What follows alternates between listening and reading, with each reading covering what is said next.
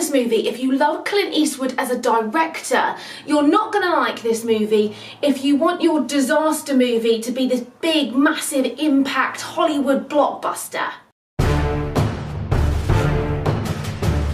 Cheryl, self-proclaimed queen of the screen. I say self-proclaimed because no one's actually given me that title, so if you want to, great. Today I'm going to be reviewing the amazing movie Sully. This is directed by Clint Eastwood and it stars Tom Hanks as the pilot of the River, and Aaron Eckhart plays his co-pilot. This movie literally tells that story. It's a true story, and it documents the pilot's journey on what he decided to do, why he decided to do it, and the aftermath of his actions. It's a really quiet film, so when you're watching it, don't expect this massive plane crash to happen, you know, this big Hollywood blockbuster with all the CGI and the effects and the noise. It's not like that. Actually, it's the polar opposite. So the movie kind of starts with a flashback of the crash as to what happened, and I have to admit that when I first saw this scene, I was a bit disappointed. I thought, is that it? This is the captain. Brace for impact. What? Brace! Brace! Brace! Heads down! Stay down! There were 155 people on that plane. Brace! Brace! Brace! You were one of them. Stay down! Over 40 years in the air, but in the end I'm going to be judged on 208 seconds. I need a count, passengers and crew. Is anyone still here?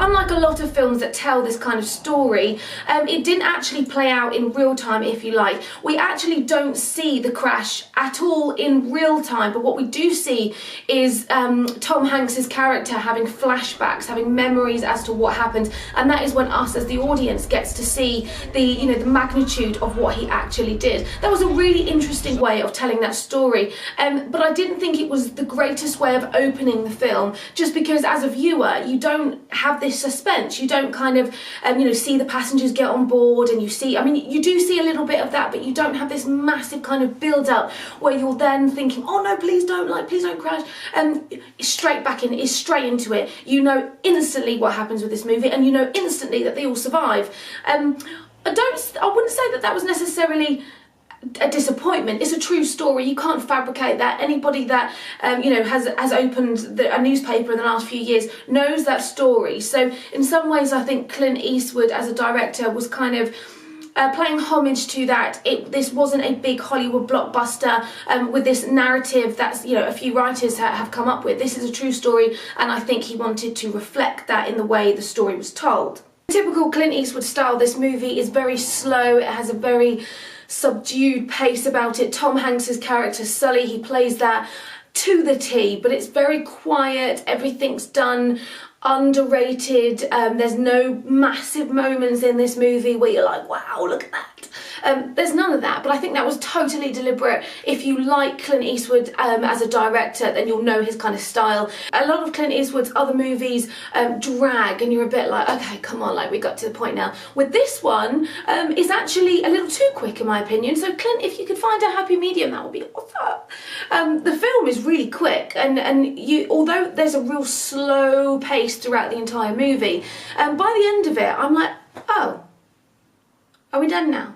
What I would have liked to have seen in this movie is more about Sully, his home life, his family. You only really ever see him on the phone to his wife. You don't even sort of see them connect, and it's played obviously by the brilliant actress Linney. I actually think that they might have been better to have found an actress that was relatively unknown to have played that role, because she's brilliant and I really, really love her, and this role just doesn't do her acting abilities any justice. She's really not in it. If you blink, you might actually miss her. So try not to blink.